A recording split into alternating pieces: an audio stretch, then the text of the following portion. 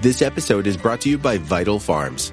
Isn't it bullshit to have to question where your food comes from? At Vital Farms, you can trace your pasture-raised eggs all the way back to the source, the pasture.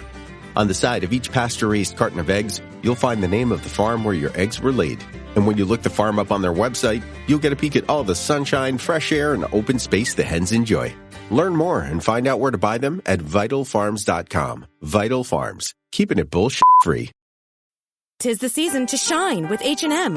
Discover the holiday collection and find fashionable pieces for your wardrobe or for under the tree.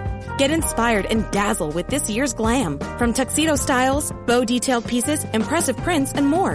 From unforgettable looks to unforgettable gifts. With fashion finds to home decor, find it all at H&M. Treat your loved ones and yourself this season. Shop in-store or at hm.com.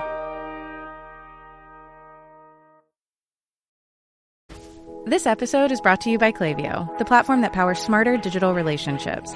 With Klaviyo, you can activate all your customer data in real time, connect seamlessly with your customers across all channels, guide your marketing strategy with AI-powered insights, recommendations, and automated assistance, deliver experiences that feel individually designed at scale, and grow your business faster.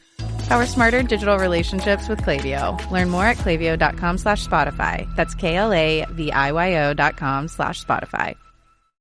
Welcome to the Human Capital Innovations Podcast, your go-to source for personal, professional, and organizational growth and development. We hope you tune in often for all things people management, organizational development and change, organizational leadership, and social impact related. Maximize your personal and organizational potential with Human Capital Innovations Podcast.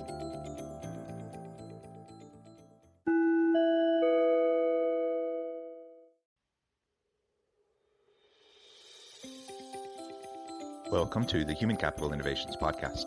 In this HCI podcast episode, I talk with Shane Ray Martin about employee mental health, difficult conversations, and leading with empathy.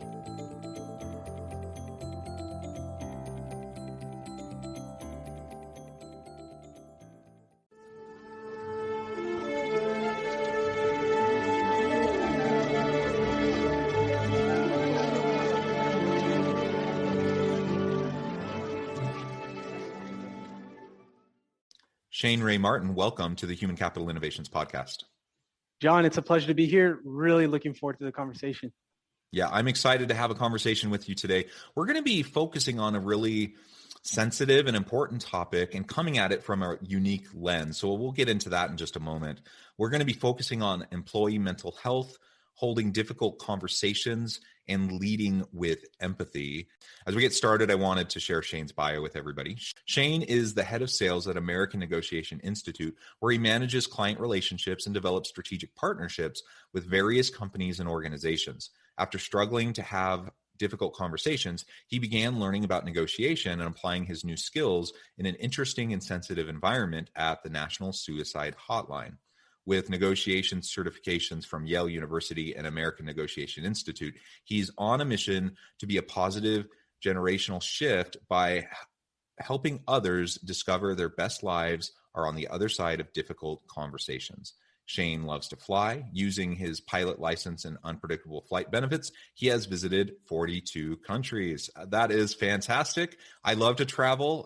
I wish I could say I've been to 42 countries, but that's tremendous. And I applaud you, for your work working with the National Suicide Hotline. I know you'll tell us a little bit more about that. And I'm just excited to have a nice conversation with you today. Before we really dive on in, anything else you would like to share by way of your personal background or context for the listeners? Yeah, I'll really highlight the unpredictable flight benefits piece. They are very unpredictable. I can't tell you how many times I've been stuck in an airport or had to sleep in a hotel where I didn't want to be. So traveling is great and it's fun to talk about, but there's also downsides too. And that's what makes it special though. Yeah. And, I have a brother-in-law who's a pilot, so I've done the buddy pass thing. And like you said, you just never know when you're going to sneak on a flight or when you get to hang out. Yep, exactly. And sometimes it's even first class if you're lucky. That's right. That's right. Well, so Shane, why don't you start by telling us a little bit about how you got involved with the National Suicide Hotline? Because really that's a unique kind of way to approach these difficult conversations that we have in the workplace. But I agree with you. I think it provides a tremendous opportunity for us as we think about how to support and be there for our people. Absolutely. There are a few reasons why I got involved with the National Suicide Hotline. The number one and main reason why I got involved is because of a gentleman named Chris Voss, who is a notoriously famous FBI hostage negotiator because of the book that he wrote called Never Split the Difference. And in that book, he shares about his experience of how to improve his negotiation skills by volunteering in a very sensitive but also great place to practice and help people essentially find themselves to be in a better place. So that's how I learned about the hotline. But ultimately, what led me there is I was so bad at negotiating. I missed out on raises. I didn't negotiate my salary. And it's because I just didn't know what to do. And I wasn't confident. And going through the hotline, their training was incredible. The teams who do the training across the country are incredible as well, because they give you the tools to have these difficult conversations. And some are difficult, some are very easy, some are very, very intense where the police are involved. And then some are just want someone to talk to. And I think the same thing happens in work too. Some conversations with employees are very intense and some are just casual, and there's an art to approaching each one. Yeah, absolutely. And, I'm in the HR space, and conflict resolution is part of that space, and dealing with employee mental and emotional health is part of that space. I just had a really difficult conversation with a colleague who I work with this morning, who's dealing with a whole lot in his life. And, on the one hand, there's like the operational piece, like the functional piece of like, how are we going to continue doing what we do and what, have the performance that we need in that role. That kind of stuff needs to happen in these conversations, but there also just needs to be an opportunity for us to sit with the person and listen and show empathy and compassion and to be supportive. And, at one point I just said, hey, if you need to just, sit down, we can just hang out and chat, and, we don't need to talk about work. I can, be there for you so that you don't feel alone. And sometimes that's what's most important. So I think as we try to grapple with the complexities of and the messiness of just the human condition, we all have our stuff. We all bring that stuff to the workplace, which impacts, of course, our team. It impacts our organization. It impacts our personal productivity. So there's that business case behind the importance of why we need to address this proactively. And then, of course, there's the human case, and we just need to be good to each other. We need to treat each other with dignity and respect. We need to be supportive and there for each other if we want to have sustainable relationships in the organization and have a sustainable organization overall. Absolutely. And until you build that rapport, or until you show that you actually care, that is usually when in these difficult conversations, there's a shift. And so I'd love to share some practical ideas on how to ensure that people feel heard. That way you can ultimately influence them and also yourself in a positive way. There's so many different things you can do, and a lot of different things that we try and also test with at the Suicide Hotline. Yes, absolutely. So tell us about some of the types of skills from the Suicide Hotline that are applicable to leadership in the workplace, and how you can approach those difficult conversations. Sure. I'll share an example of the Suicide Hotline in one of the most intense calls that I had, and walk through 3 steps that we use there that can also be applied to maybe a difficult conversation with a coworker. Specifically, maybe you need to let them go, or maybe you just have to have a conversation about performance, anything like that. So what happened was just a normal night at the hotline. You never know what's going to happen. It's very unpredictable. And there was a particular call with a woman, we'll call her Sarah, and she called in. And the first thing that you do as a hotline caller is you build rapport. So I always share my name, say, hi, this is Shane from the Suicide Hotline. And I'm already giving something because I want them to give something as well. So we're already exchanging, we're already collaborating before we've even had a discussion about what's really going on. In a way, you can think of it as persuasion. There's an author called, his name's Dr. Robert Cialdini, who studies extensively on the art of persuasion, creating an environment that where ultimately someone can convince themselves that they're in a better place. And that book is called Persuasion. Highly recommend it. It's very interesting. Again, it's Dr. Robert Cialdini. So we start by building rapport instantly. And then the second thing that we really dive into after that is I asked Sarah, what's really causing you the most trouble right now? Like, what's the one thing that's causing the most angst or anxiety or just bothering you the most? And because we've all got problems. I've got problems. Everyone's got problems, but what's the one? And so we really try to focus in on that. And so I asked her, what's really going on? And she said, well, I feel abandoned from my family. And so after that, after we really hone in on what's the specific issue, then what we talk about is labeling that emotion. So I responded with, it sounds like you feel abandoned. You could say something like, it feels like you're really stressed out by this.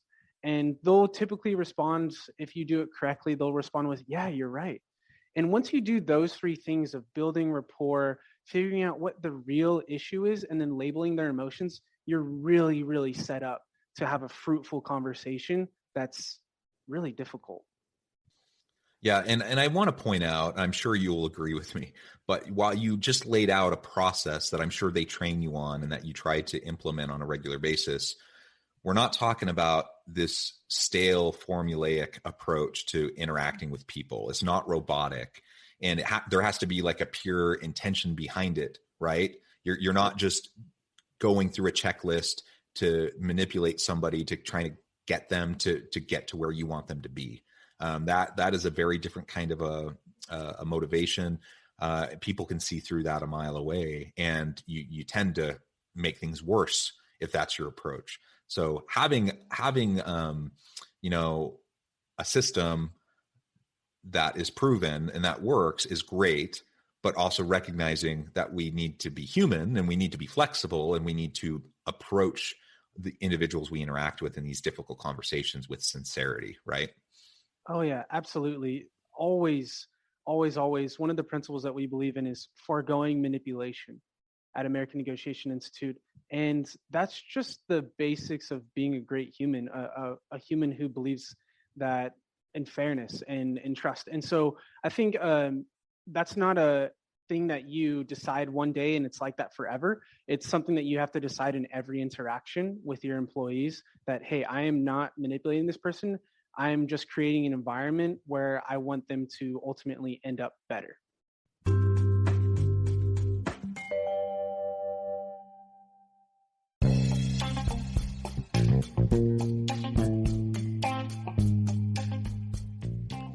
I'm excited to announce the publication of my new book from HCI Press, The Alchemy of Truly Remarkable Leadership: Ordinary, Everyday Actions that Produce Extraordinary Results. Consider how the nature of work has shifted over the past 50 years. With increased globalization, rapid technological advancement, and the shift in economic composition, the average job of today looks very different than the average job of 50 years ago. What will the jobs and organizations of tomorrow look like? Moreover, what does this all mean for organizational leaders?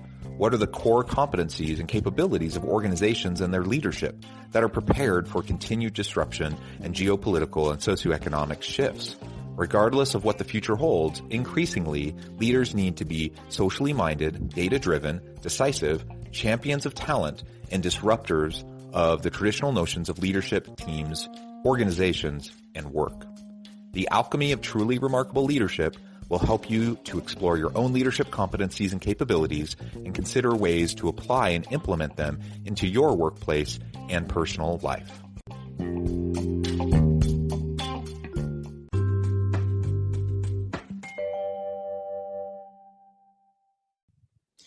Yeah. And I think that's wonderful. I remember in HR, we have processes, we have approaches. Many of the things you're talking about, we also try to do when dealing with difficult situations in the workplace. And so much of what you're saying really resonates. And I am one for scaffolding and for preparation and for training and helping people to think through how to deal with those difficult situations. Otherwise, regardless of someone's best intention, it usually doesn't go well. Because, if someone's in an emotionally volatile state or just really suffering in some way or having a really hard time, our good intentions don't really matter, other than we need to come from a place of sincerity, but we also have to be effective in how we communicate with them. Right. And so I love what you're saying. And I'll just echo that from the internal organizational HR kind of a perspective. We absolutely need to have well-trained people who understand effective evidence-based processes. And then as long as we also help them understand, like you said, we're not manipulating, we're coming and approaching people with sincerity, with empathy. We're coming with a real intention to support them and to just really listen and understand them. And when we do that, when that's kind of the foundation of what we're trying to do, then it helps to smooth over perhaps some of our rough edges when we don't do things perfectly, because people can feel of our genuineness, our desire to help them. Oh yeah, I think people can really feel it and sense it. And working in HR now more than ever is a very, very difficult job. And the reason why is because now more than ever, difficult conversations are happening.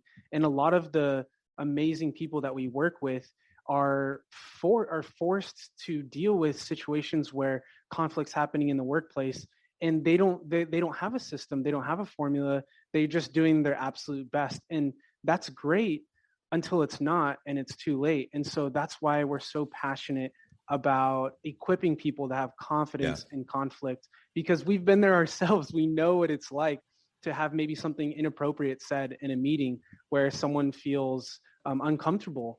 And that happens every day. And it's mentally, I've noticed just being at American Negotiations, it's been kind of difficult too, to take on and just hear all these stories. There's truly a need for essentially a way to communicate, especially in difficult situations. Yeah, absolutely. So let's talk a little bit more about your training and practice at the hotline, and what has helped you to have those difficult conversations with teammates at work. Well, as far as the hotline goes, one of the most important things to do if you're in HR or if you're volunteering at a hotline, regardless, is to have someone who you can share these stories with, someone who you can just talk it out with, whether it's a loved one or a friend that you trust. Having that partner, that accountability partner that you can call when something really difficult happens, that's an absolute win. And it just feels better to have that person as well. Yeah, I think having trusted individuals around us and having kind of our personal advisory board that we can lean on. Because to your point earlier, man, we never know the craziness that we're going to face. Things could be going perfectly normal, and then all of a sudden you show up to work one day and some horrible tragedy has happened, or there's some crisis at work or whatever. And then all of a sudden you're scrambling, and there's no way we can completely prepare for everything, and we can't foresee the future, but we can be proactive and strategic and try to prepare for the future as best we can. And then I think people tend to be fairly forgiving when they see that you're doing your best to be prepared for those, difficult situations. And then you're willing to continue to learn and grow, even if you have a misstep here or there. And like you said, having that personal advisory board, having those people you can lean on, that you can get connected with when you just need to run something by them and see, how they would approach a challenging situation. I think that is incredibly vital. That requires some intellectual humility on our part, that we need to recognize that we don't know it all. If I'm a leader in an organization, that doesn't mean that I'm at the pinnacle. If I'm an executive or a CEO, that doesn't mean I have all the answers. That means I'm in a position to leverage the capabilities of my team, right? And to know their strengths and to lean on the expertise of my people, not to try to claim all the expertise myself. If we do that, that's a recipe for disaster. Right. And it's more collaborative as well, involving other people, being an ally. And if someone hasn't maybe spoken for 9 or 10 minutes in a meeting, asking very briefly, like, what's your opinion on this? Or what do you find helpful about this? Or what would you contribute? Or how would you change this? These are all just very powerful phrases that are just 4 words that can get buy-in. Because in these tough situations, you can't predict everything that's going to happen, but you can certainly prepare for a lot. And practically, that means knowing what type of questions, how and what questions specifically you can write down prior to the meeting that you want to ask. Also, another thing you can do is simply just write out your goal of what you want to accomplish in the meeting and just briefly mention it. Hey, team, this is what I had in mind as just our North Star for our meeting today. Accomplish, boom, boom, boom. And now that you have set a goal, you're including everyone in the conversation. That's a really high performing team. That's a team that I want to be on for sure. Yeah, me too. And in contrast, dictatorial teams where you have the boss that just tries to give marching orders and tell everyone what to do all the time. Those are the teams I don't want to be on. And those are the teams where you don't have the autonomy and the flexibility to innovate and be creative and leverage your own expertise. So that's not a win-win, I think, for anybody when we fall into that trap. Let's spend the rest of our time now talking about mental health. It's important in the workplace. We know employee burnout is a real thing. We know, especially over this past year with the pandemic, rates of mental health challenges have gone up. People are struggling just because it's such a unique and uncertain time with all sorts of corresponding challenges. How does good mental health play into being a good leader for others? So I, as a leader, need to have and be mindful of my own mental health and be proactive in trying to maintain it. And then how do I do that? And then how does that help me support my people so they can have more sustainable, positive mental health? Number one tip, taking care of yourself. Because until you take care of yourself, how can we ever expect to take care of others exceptionally well? If we want to provide an exceptional service, then we have to make sure that we're doing the right things for us personally. And I think that for each person, that looks a little bit different. For me, it looks like making sure I'm moving my body in the morning, whether it's a walk, jog, or a hike, or going to the gym, or reading, whichever it is, meditating. There's a lot of ways to answer this question, so it's really tough.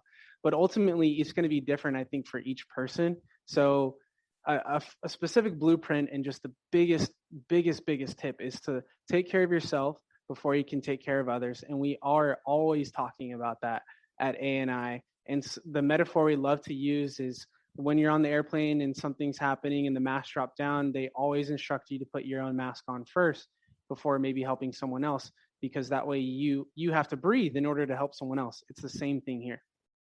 Yeah. And so to your point, this is going to be unique for everybody. I'm not a runner. I've never been a runner. I like running if I'm playing a sport. So I'll run all day long if I'm playing soccer or basketball. But the idea of just like running around a track or running, on a trail is not appealing to me. But, I like working out. I like walking my dogs. I do like sports. So I like being active. So I know that about myself. If I all of a sudden wake up and say, I'm going to run 3 miles, 5 miles every day, it's not going to happen. But I know myself. I know my preferences. I know what I really enjoy. And so I start to build out my self-care plan, my personal self-care plan around those things. I really enjoy music. And so like listening to music, but also singing and performing music. So, and playing the guitar and such. So I know part of my self-care plan is I need to devote some amount of time on a regular basis to be able to scratch that creative itch. And that it's a mindfulness practice. It gets me back to the moment. Like that's not for everybody. Some people are tone deaf. They don't care about singing or playing a musical instrument. That's totally fine, right? Some people are into prayer. Some people are into meditation or yoga. It doesn't really matter. What matters is that we self-reflect, we focus on what's going to be helpful for us, maybe even experiment a little bit on what resonates most with us. And then we start to build that in slowly into our lives on a day-to-day basis. Not trying to tackle too much because we know, if you have 5 goals, for your New Year's resolution, chances are you're not going to do all 5, but maybe focus on one thing or maybe 2 things at the most. Focus on those, integrate them into your life, and make it a habit. And then maybe you can start to think about other things. But that is so important to just maintaining a robust, positive mental health, and an abundance mindset in a leader. And when we do that, it models a positive way of living and of health for your people. If you're a hot mess, your people aren't going to be listening to you when you're going to try to help and support them. And frankly, you're not going to know how to support them, right? And so help practice self-care. Then of course, be mindful about your people, be empathetic, show compassion, treat them with dignity and respect, and support them to also try to have those healthy habits. Mm-hmm. Self-care is so important. And I'll also say it's okay to not be okay sometimes. It's okay to have off days as long as you're committed to yourself to find a way to bounce back. And I think if anything's happened during COVID, people have learned how timeless and how fragile life really is. And so because of that, approaching even difficult conversations or things that you've been pushing under the rug, if you're listening still to this right now to this podcast, this is your sign to go have that difficult conversation, because the freedom that you'll experience on the other side is absolutely worth it. And it's okay to feel right now like you're avoiding it, but I assure you it's going to be much, much better if you make it happen. Yeah, thank you. That is excellent. Well, Shane, it has been a real pleasure. The time has flown by, but before we close today, I wanted to give you a chance to share with listeners how they can get connected with you, find out more about your work, and then give us the final word on the topic for today. Yeah, sure. Absolutely. Well, I would love to hear from anyone who listened to today's show, specifically if you are interested in learning about conflict resolution workshops and also how to have difficult conversations about race in the workplace. At American Negotiation Institute, we believe that the best things in life are on the other side of difficult conversations in the workplace, but it's really hard and it's really challenging. And so if that's interesting to you, we'd love to help you and have a conversation about it. It's been a pleasure. It's been an honor being on the show today, John. I've really, really enjoyed it. And to sum it all up, I have to go back to what we were talking about a moment ago and say that it's okay to not be okay, but do know that the best is always yet to come for you. And I hope that that the listeners really take that to heart today. And a pleasure meeting you. Wonderful. Thank you, Shane. It has been a pleasure. I really appreciate all of your insights. I encourage listeners to reach out, to get connected, to find out more about what Shane can do for you. And as always, I hope everyone can stay healthy and safe, that you can find meaning and purpose at work each and every day. And I hope you all have a great week.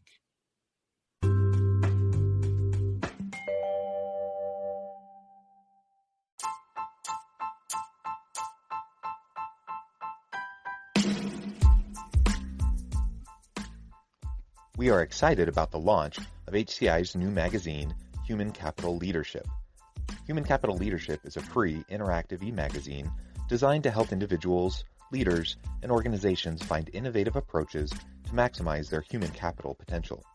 We will be publishing issues quarterly in August, November, February, and May. Check out the first issue and let us know what you think.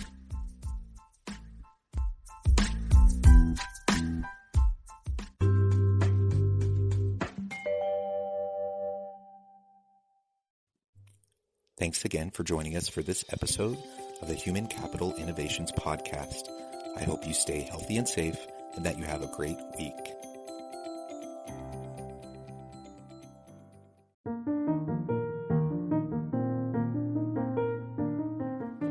Check out our new weekly LinkedIn newsletter, Alchemizing Human Capital, exploring industry trends via original research and interviews with executives and thought leaders from across the globe. We look forward to having you join us.